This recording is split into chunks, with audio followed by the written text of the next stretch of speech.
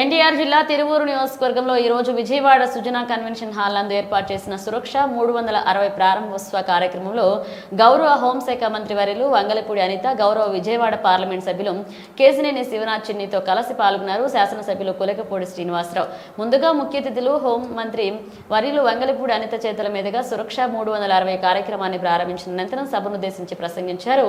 గౌరవ శాసనసభ్యులు కులకపూడి శ్రీనివాసరావు అమరావతికి వెన్నుదన్నుగా నిలిచిన విజయవాడ పశ్చిమ శాసనసభ్యులు శ్రీ సుజనా చౌదరి గారికి, పెద్దలు రామ్మోహన్ రావు గారికి, ఉమామహేశ్వర గారికి, తాతయ్య గారికి అందరికీ నమస్కారం. నేను 10th క్లాస్ తర్వాత దాదాపు ఈ రోజు వరకు కూడా ఎకనామిక్స్ చదువుతూ ఉన్నాను. ఇంటర్లో చదివాను, డిగ్రీలో చదివాను, పిహెచ్డీలో కూడా చదివాను. ఆ తర్వాత కూడా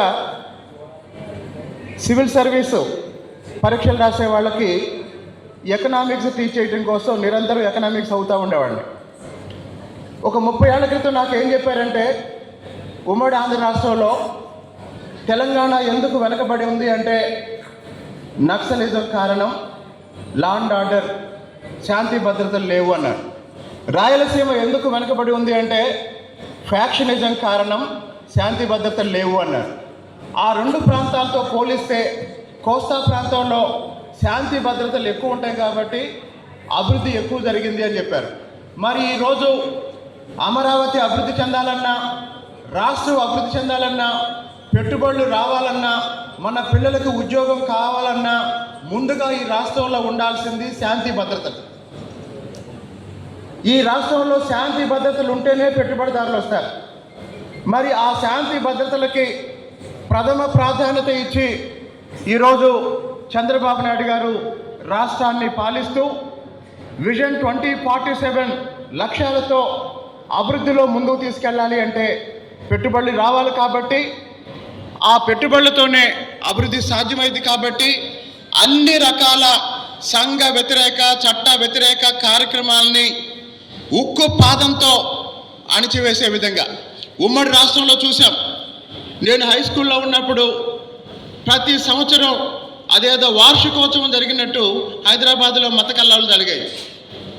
వారం 10 రోజులు స్కూల్స్ ఉండేవి కాదు, పరీక్షలు ఉంటే వాయిదా పడేవి. కానీ చంద్రబాబు నాయుడు గారు ముఖ్యమంత్రి అయిన తర్వాత 1995 తర్వాత అదేదో స్విచ్ చేసి ఆఫ్ చేసినట్టు ఆగిపోయింది.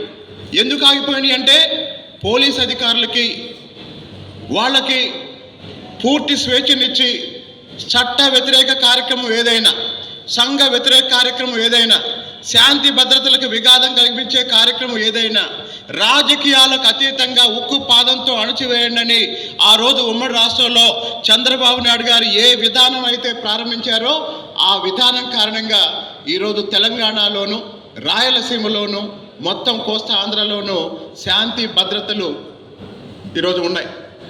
గత 5 సంవత్సరాల్లో జరిగిన అరాచకం చూసాం. ఆ అరాచకం తర్వాత మళ్ళీ అభివృద్ధి కోసం ఈరోజు అమరావతి పునర్నిర్మాణం ప్రారంభమైంది, ఆంధ్రప్రదేశ్ పునర్నిర్మాణం ప్రారంభమైంది.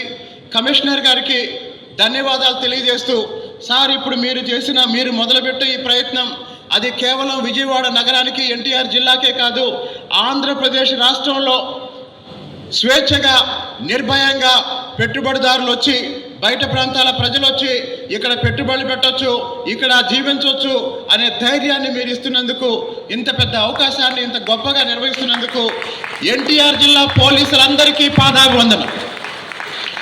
ఉన్నత విద్యావంతుడు, ఎంతో అద్భుతంగా పనిచేస్తున్న కమిషనర్ రాజశేఖర్ బాబు గారికి ఈ సందర్భంగా అభినందనలు తెలియజేస్తూ, ఈ కార్యక్రమానికి ఇంత అద్భుతమైన కార్యక్రమంలో నాకు కూడా భాగస్వామ్యం కల్పించిన వాళ్ళందరికీ ధన్యవాదాలు తెలియజేస్తున్నాను.